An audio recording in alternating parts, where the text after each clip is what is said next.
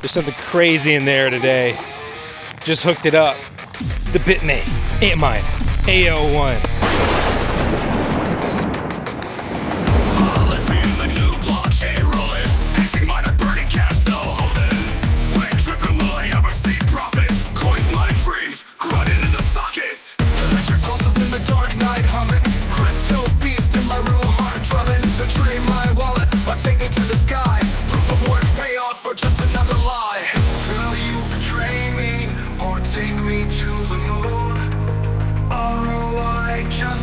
Or coming soon. Break the chains or drag me to despair. Digital dreams or just thin air.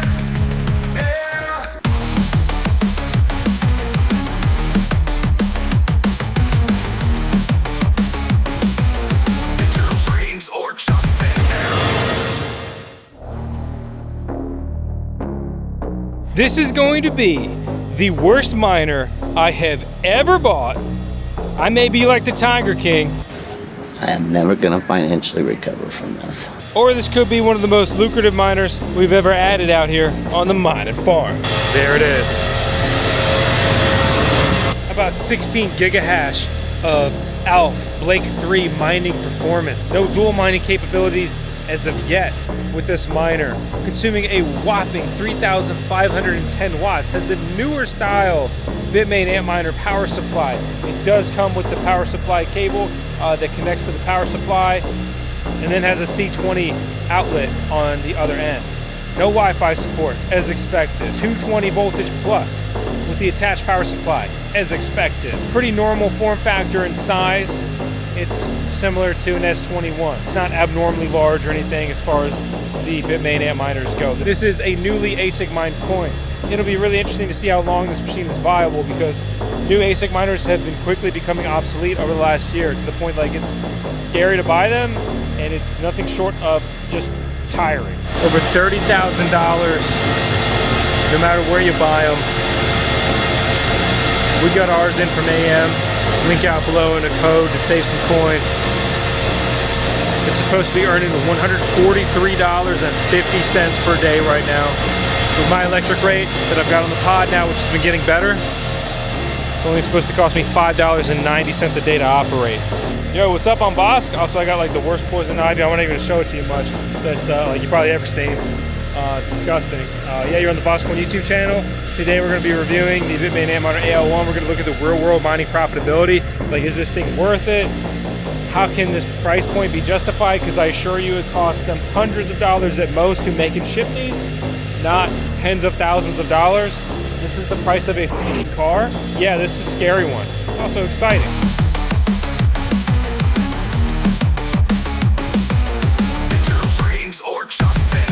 All right, here's the data. So here's the AL1. We can see the performance over the last 24 hours. I have a few days of mining rewards to share with you. You can see this is the first day that it went online. I also switched a different miner off of this mining pool account. So when I registered my first full day of mining, I mined about 76 coins. On my second full day of mining, I mined about 76 coins. The hash rate that this miner is reporting at the pool is 16,000 gigahash, almost a little bit below that. When we look inside the miner, right, so I'm just remoting into the mining farm, and then I'm remoting into the device. As always, it's a BITMAIN Antminer, so the password and user are root to gain that access. You can see the stratum I'm using, my account, and the performance. It's doing essentially exactly what it's reporting here at the dashboard. You can see I have pretty high hardware errors on this miner, especially in particular hashboard number 1. But on a miner like this, I'm not here to complain. Check this out. This is a comment that I got today on the tube. And a guy goes, you know, you're never going to ROI on this, but my AL0 comes next week. The BITMAIN Antminer AL1 is more efficient than the AL0. Furthermore, if you were to buy 40 AL0s, you would have about the hash rate of one AL1. you would have a higher electricity bill because it would be using more watts. But the kicker here is that it would cost you about 40 grand or more to buy 40 Ice River AL0s. So if the BITMAIN ANTMINER AL1 never ROIs, or that stands for return on investment. It's commonly used in like casual speak, is basically saying, oh, you'll never ROI. It really means you'll never make your money back, or technically you'll never break even, right? So if I never break even, well, then this is a bad time, right? And this is a very expensive device. There's no sugarcoating that. We're an affiliate with ASIC Marketplace. I'll show you BITMAIN shop here in a second. If you like the content, please use our link and our coupon code down in the video description below. We don't get any credit if you use our code without our link with ASIC Marketplace. And we sourced our AL1 through ASIC Marketplace. Again, I have the AL1, not the AL1 Pro. My AL1 is actually performing a bit better than it's supposed to.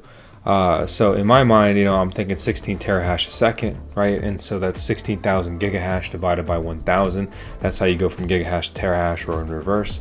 You can see this performance, and we compare this to what it did on the pool. BITMAIN does a very good job of rating their numbers where it normally does a little bit better than it's supposed to, and you feel like a happy customer. You contrast that with, say, like Gold Shell. Gold Shell consistently overrates their miners' performance, and you feel a little bit ripped off every time. Your mileage may vary, it's not always the case, but whatever.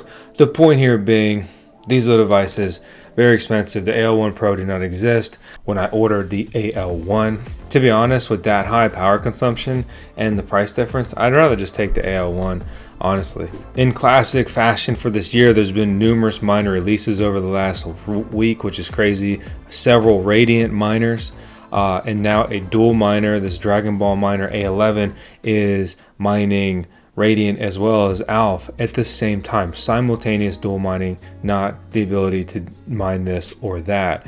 They also released what they're calling an A40, which is basically just an ALPH miner. 3.3 terahash a second at 1,600 watts. So let's double that to get it closer to the BITMAIN figure. That would put it at 6.6 terahash a second at 3,200 watts. So the AL1 is 2 to 3 times more efficient than that device. It's significantly better, but they have this chip model design.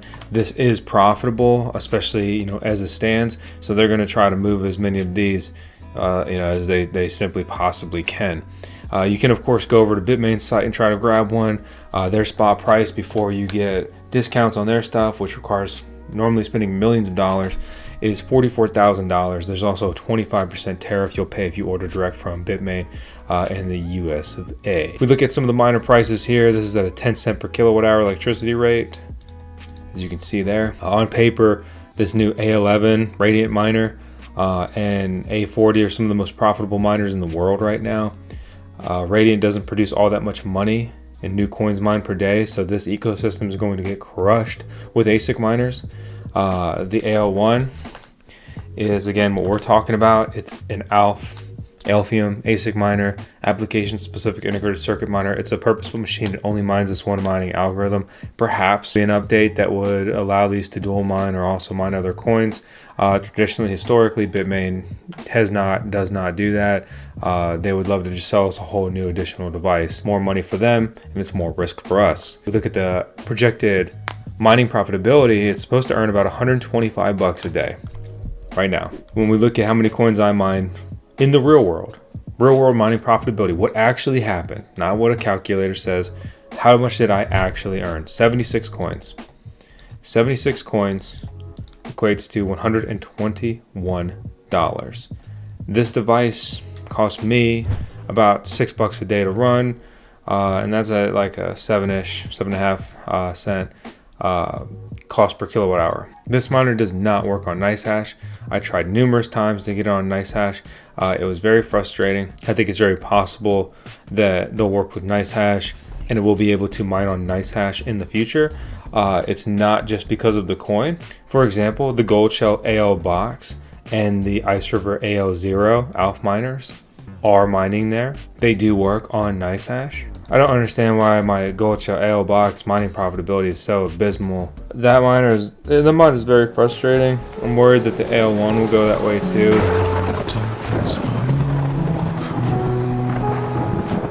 I mean, those things were listed for over $10,000, and all those batch 1 buyers just never gonna see break even. That's been my worst miner pickup of the year. It's just frustrating. I updated the firmware on it and it was running better. Looks like it's frozen up. So I tried to remotely start. It looks like it's all locked up. Miner's a piece of crap. Frustrating. Moving on. Bringing it back to the BITMAIN ANTMINER AL1. When I plugged this thing in, it was supposed to be mining $143 a day.